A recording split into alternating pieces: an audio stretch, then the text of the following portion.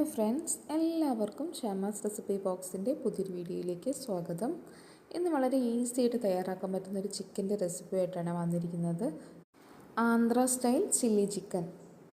Chilli ചിക്കൻ്റെ ഒരു Indian version എന്നൊക്കെ ഇതിനെ പറയാം. വളരെ എളുപ്പത്തിൽ തയ്യാറാക്കാൻ പറ്റുന്ന, അധികം ഇൻഗ്രീഡിയൻസ് ഒന്നും ആവശ്യമില്ലാത്തൊരു ചിക്കൻ റെസിപ്പിയാണ് ഇത്. നമുക്ക് പെട്ടെന്ന് തന്നെ വീഡിയോയിലോട്ട് പോയാലോ. ആദ്യം തന്നെ ഞാനൊരു പാൻ സ്റ്റൗവിൽ വെച്ച് കൊടുത്തിട്ടുണ്ട്. ചൂടായി വരുമ്പോൾ ഇതിലോട്ട് വെളിച്ചെണ്ണ ഒഴിച്ചു കൊടുക്കാം. വെളിച്ചെണ്ണ തന്നെ ഒഴിച്ചു കൊടുക്കണേ, അപ്പോഴാണ് കൂടുതൽ ഫ്ലേവർ. എണ്ണയൊന്ന് ചൂടായി വരുമ്പോൾ ഇതിലോട്ട് ഒരു 1/2 ഇഞ്ച് നീളത്തിലുള്ള ഇഞ്ചി ചെറുതായിട്ടൊന്ന് കട്ട് ചെയ്ത് ചേർത്ത് കൊടുക്കാം. ഇതൊന്ന് ഇളക്കിയ ശേഷം വെളുത്തുള്ളി കട്ട് ചെയ്തതും കൂടി ചേർത്ത് കൊടുക്കുന്നുണ്ട്. ഒരു 6-7 അല്ലി വെളുത്തുള്ളി എടുത്തിട്ടുണ്ടാവും. ഇത് രണ്ടും ഒന്ന് വഴന്ന് വരുമ്പോൾ ഇതിലോട്ട് പച്ചമുളക് ചെറുതായിട്ട് കട്ട് ചെയ്തത് ഇട്ട് കൊടുക്കാം. ഇതുപോലെ വട്ടത്തിൽ വേണം കട്ട് ചെയ്യാൻ കേട്ടോ. ഈ ഒരു റെസിപ്പിയിലോട്ട് എരിവ് കൊടുക്കുന്നത് പച്ചമുളകാണ്, അതുകൊണ്ട് നിങ്ങളുടെ എരിവിനനുസരിച്ചുള്ള പച്ചമുളക് ചേർക്കണേ. ഞാൻ വളരെ കുറഞ്ഞ ക്വാണ്ടിറ്റിയിൽ മാത്രമേ ചേർക്കുന്നുള്ളൂ, കൂടാതെ അധികം എരിവിൻ്റെ ആവശ്യമില്ല. അതുകൊണ്ട് 2 പച്ചമുളക് മാത്രമേ എടുത്തിട്ടുള്ളൂ.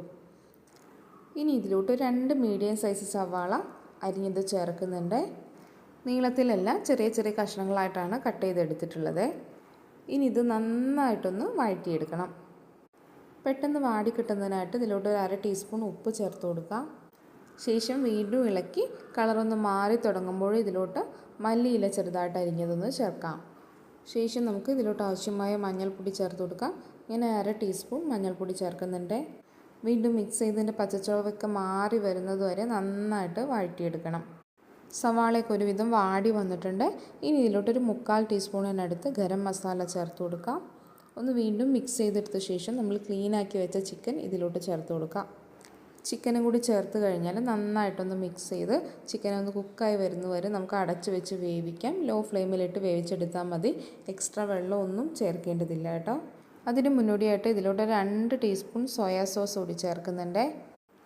കൂടെ 1 ടീസ്പൂൺ വിനീഗർ കൂടി ചേർത്ത് കൊടുക്കാം. ഇനിയിപ്പോൾ നന്നായിട്ടൊന്ന് മിക്സ് ചെയ്തെടുക്കാം. ഉപ്പ് നമ്മൾ സവാള വഴറ്റുമ്പോൾ ചേർത്തിട്ടുണ്ട്, കൂടാതെ സോയാ സോസിൽ ഉപ്പുണ്ടായിരിക്കും. നിങ്ങൾക്ക് ഉപ്പ് കുറവായിരിക്കും തോന്നുകയാണെങ്കിൽ ഈ സമയത്ത് അല്പം ചേർത്ത് കൊടുക്കാം. അല്ലെങ്കിൽ ചിക്കൻ വെന്ത് കഴിഞ്ഞ ശേഷം ടേസ്റ്റ് നോക്കിയിട്ട് ചേർക്കാവുന്നതാണ്.